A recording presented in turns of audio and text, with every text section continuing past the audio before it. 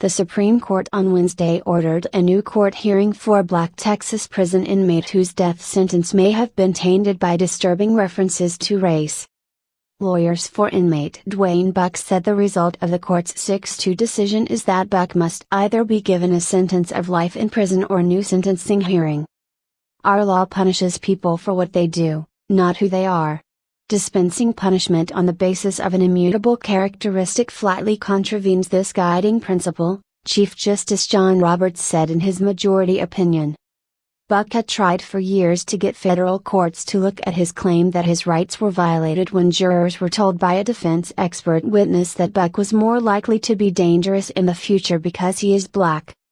In Texas death penalty trials, one of the special issues jurors must consider when deciding punishment is whether the defendant they've convicted would be a future danger.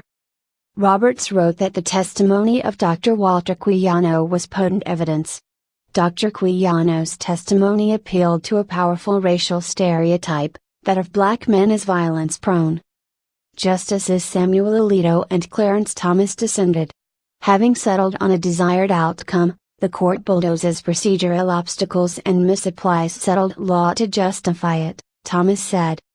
Buck was convicted of killing his ex-girlfriend and another man in 1995.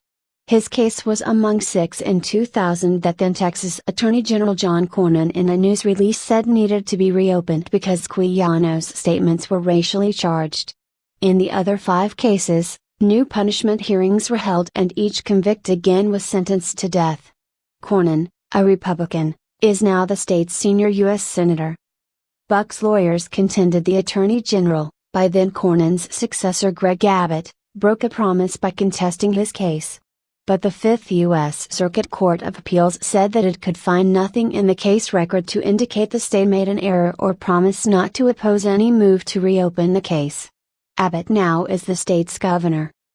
One difference in Buck's case is that Buck's own lawyer, not the prosecutor, elicited Quijano's testimony. Texas said the difference was reason enough to rule against Buck. Buck's lawyers had argued on appeal that the trial lawyer's work was so poor that it violated the Constitution's guarantee of competent counsel. Roberts said that when race is a factor in jury deliberations, it does not matter which party first broached the subject.